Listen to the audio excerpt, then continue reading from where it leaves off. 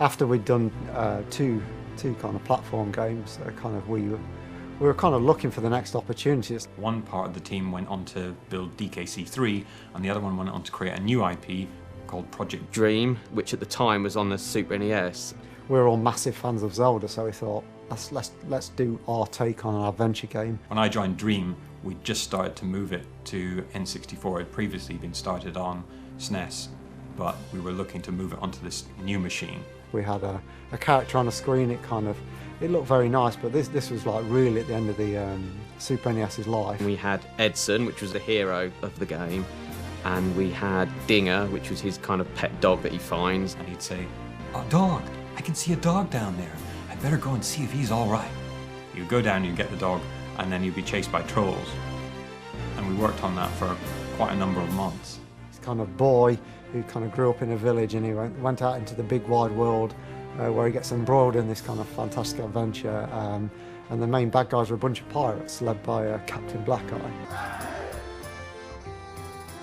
The view you had was kind of a bit like a game called Pandemonium or Nights into Dreams. I think the scope of the thing was so large, we couldn't see any end in sight. And Greg and Tim had been talking, and they decided to change the whole styling of the game, and it became something akin to Super Mario 64. We'd changed the main character from the boy, who we felt was a bit weak, and we felt we wanted something with a bit more character. So we investigated firstly a rabbit, and then secondly a bear. Get rid of this guy. Let's get an animal in there.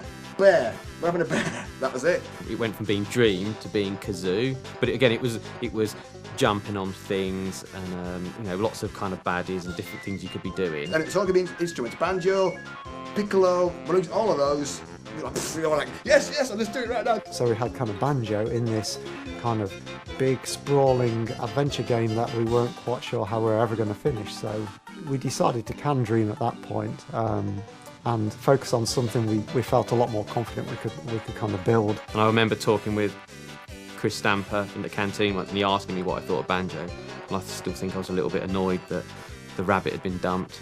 We took banjo from Project Dream and kind of put him in his own game, and we wanted it to be a platformer.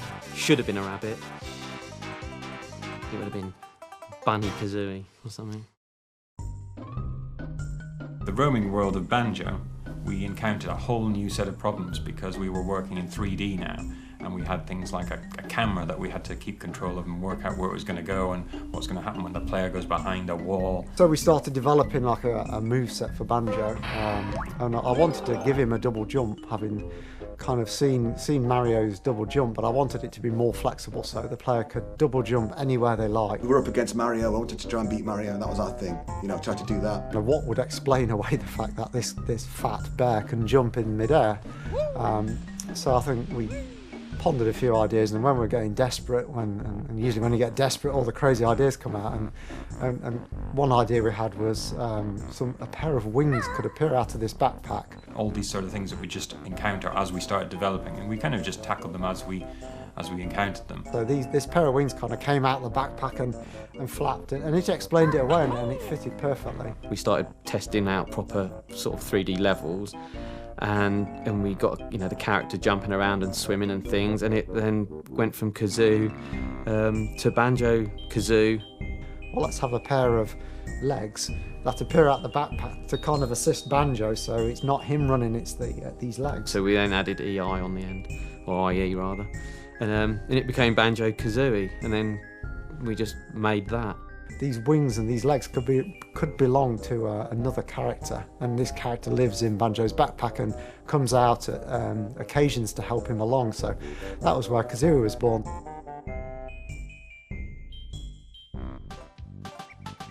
It was probably the breakthrough moment, and then all the dialogue, the interjection between them, and Kazooie being sarcastic and adventurous, and Banjo being kind of a bit dim-witted and slow. All of that came afterwards, and it was all literally just built on this wanting a double jump. We needed like a shaman character, and then it was really just down. We were just left to do, get on with it. So Mumbo quickly took shape with his skull and his feathers and his furry pants, and In those days, you could literally draw the character, get someone to approve it, model it, animate it, and have it in the game. It was, 2 or 3 days. So Banjo and Kazooie never speak, but initially they did. I think one of the reasons we made them have that strange garbled noise. We realised we were going to have to record so much speech, it was going to increase development time considerably. I did the voice of Mumbo, of course, Ikum Bokum. The voices for all the characters were just kind of different. A lot of them were Grant, but a lot of them were different people just kind of mumbling sort of different little phrases. The Ikum Bokum, I just played with it, it sounded good. So Ikum Bokum is made up of come and have a go if you think you're hard enough. So like I went got what it got eat up like that, and I recorded myself doing that, and then I cut it up into pieces.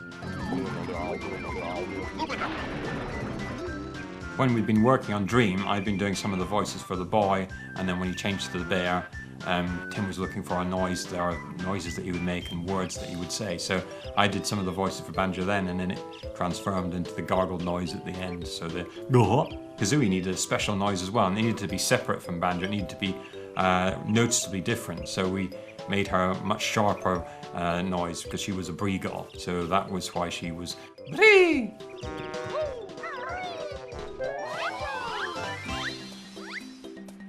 Stop and Swap, that came about because we discovered by accident that if you pull out the cartridge on the N64, put in another cartridge, the contents of the memory, the RAM, are still there. So we realised that we could use this to make a transfer of some information from one game into another. The idea was to either reward players for playing rare games, so it's like the more you play, the more you get rewarded, or to actually swap items between games, and that's where the Stop and Swap came from. And so you have to actually quickly grab the cartridge, grab it, and then put the other one in. And I think we were concerned that people were going to do damage to their cartridges. Unfortunately, we didn't tell Nintendo because we didn't think they'd really need to know until towards the end. And then, of course, when we did tell them, they said, that's not really going to work, and it's not guaranteed to work in all cases for the N64. So as a result, we had to drop the feature, but the remnants of that still exist in both games.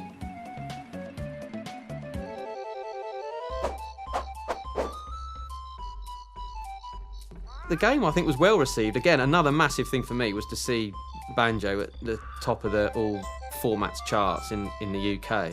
Yes, I think players appreciated the humour and the charm and the characters we managed to put into the world. When I see my son play Banjo-Kazooie, it's really heartwarming because it just feels right? It felt like almost every character you came across had a story to tell. Most of them were sob stories that you had to help out. So it's almost like Banjo was like a agony aunt going around fixing all these problems. So like running around in Banjo was fun without doing anything. It was just fun to run around, I think they loved it, didn't they? What are you saying? It had all that magic about it. You could feel it. It was in the walls. I think it was just the whole immersive nature of the world, the fantastic music, the kind of just the charm of it was what elevated it from maybe just another 3D platform into something that kind of people remember.